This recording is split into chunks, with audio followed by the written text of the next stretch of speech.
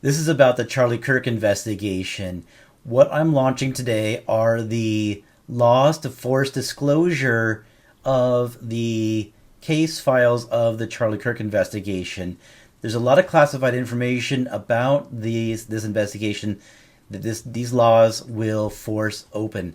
These are a set of 4 laws, and the first law is going to require that federal law enforcement and local law enforcement disclose the laws related to the investigation. And that means all of them. Number 2 is U.S. intelligence is required to disclose all of their files that are related to proof and leads related to the Charlie Kirk investigation, anything helpful for the investigation. The third set are to enable investigations inside the government and not allow those to be blocked in any way, shape, or form. The fourth one is a very, very powerful system. This is far more powerful than the Epstein laws because the Epstein laws have a gatekeeper, which is the head of the DOJ. So if the head of the DOJ does not want them to be released, it might release some of them, but take the important files and not release them. And the law does not allow that, but the DOJ can block that. With this law, it's so powerful, it will get around that and will not allow that to be stopped. So I'll cover that on how these work. This came from me working on trying to go get this discovery list to force it in the court case to be discovered, enforced disclosure there in the court case. But that is not allowed in Utah by a certain kind of amicus letter. So I progressed the work I did there in order to go to these laws. So there's a whole number of areas where there's a large amount of evidence that will show a nation state behind the killing of Charlie Kirk, an intelligence service. The decisions probably made at a intelligence service level, and then the U.S. might be involved with the carryout. But this will allow the forcing of all that proof to come out and get documented, and that these 4 laws will make that happen. So there's this one part of it, the mic, and this will force disclosure of that, including the DOJ invoice, who issued it, what was it for, were there 2 mics created, was that what came out of it, was one tested on Fort Huachuca, and it'll just take all this evidence and bring this out. And there's a whole range of what this will cover. These laws are written. I've written them, and they're the 4 laws. They're made public, and they're on the website. And I'm asking for people to come and review them and give their feedback into these 4 laws. The cell tower data is incredibly powerful. This vacuums up data of every cell phone, whether they're on a phone call or not, text messages, where they're located, who they're with, where they're going, and it is incredibly powerful for anybody. The number of cars and people visiting his Tyler Robinson's house or apartment before it happened, meetups in any shopping center after it happened, the intelligence service that arrived at the airport locally, and the travels they made on their rental cars, the hotel they stayed in. Oh, there's a whole bunch that will come out with this. So these are the 4 laws, and I will come over here to the website. I have launched a website called whoassassinatedcharliekirk.com, and these 4 laws, you'll see the Fix Laws tab, and these laws are here.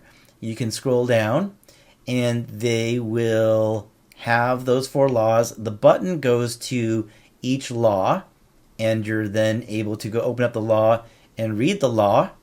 And here's law number 2, law number 3, law number 4.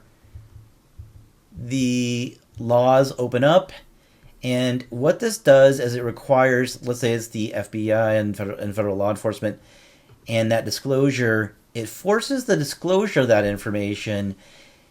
It also lists these sections, so you'll see cell phone data here. You'll see TPUSA. So it's not just government records, but it's a lot of some private records also, like TPUSA and a lot of other things. So becomes incredibly powerful, and it provides a very powerful list that must be disclosed, including anything else that they have. So that's law number 1. You'll be able to read law number 2 here. Here's law number 3 and law number 4. Nowadays with ChatGPT and AI, you can copy paste these laws or download them and then drag them into ChatGPT and ask questions about them. So you can have ChatGPT act like an attorney and say, will the law do this or do that, or summarize it, or find a problem in this area. You can sit there and analyze the law by using ChatGPT on these legal laws that are all written, ready to be passed into law. They're in draft form. I'm here for community feedback. Now, over here on the Charlie Kirk, whoassassinatedcharliekirk.com website, I'm still building it over time. I'm building it so that way it can be an archive of images and videos. It can go through all the different players. It's an extensive amount of information. I'm still building it up constantly. And you'll be able to learn more and more about the process here. And with this, it's sectioned into different areas. And it's about the Charlie Kirk assassination. And my email address is available down here, and I look forward to people following me on X. I have a good number of videos over here on the YouTube channel. I'd love you to look at the law. I'd love you to go repost about that. I'm going to call out the 4th law.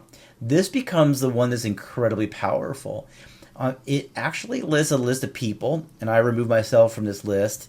But here's these other 16 people, and what happens is it has it where they are empowered, and it maps them to a certain amount of headcount in federal law enforcement and then also in U.S. intelligence. And so people that are working in both sides, they can contact one of these and say that they want to go shift over and work on this investigation full time.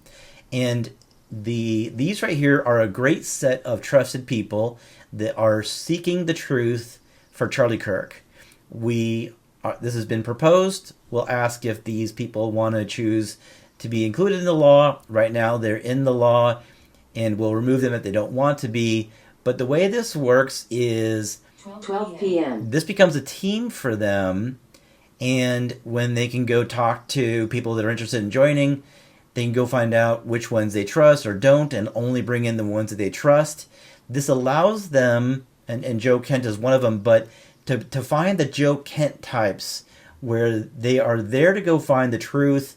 They're people with integrity. They're smart people. They're educated, and they're able to hunt for the truth and weed out the right thing and the wrong versus the wrong thing.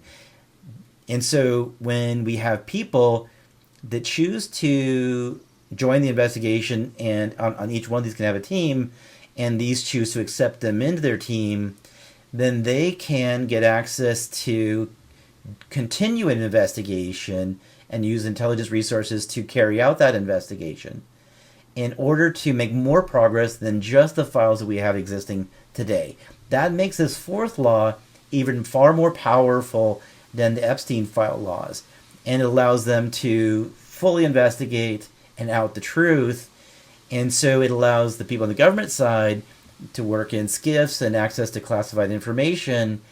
And then when it's related to the Charlie Kirk investigation and proving who did it and the linkages to who did it and all factors around the investigation, it can be made public.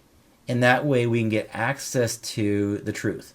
So that way if they're stonewalling on different organizations, these people are like a hot knife to cut through problems and investigate, dig, pull them out. And so it might be somebody close to retirement, willing to go, hey, I can spend the last, reach the age of retirement, I'll go shift over and do this for a year or two and go really get the truth of this investigation. So these laws are incredibly powerful, and it's all about getting proof and documenting that proof and being able to use classified systems to get the proof of any non-U.S. or U.S. intelligence or military intelligence that were involved in the carry out or the knowledge of it happening, and being able to get out proof so we can prove this once and for all. I very much look forward to you resharing this and posting about it on X. I want to hear your thoughts. I want you to bring out the thoughts of other people. We want you to ideally review the law if you can. And even with ChatGPT, go and analyze it this way, that way, and the other way, and come back with your thoughts.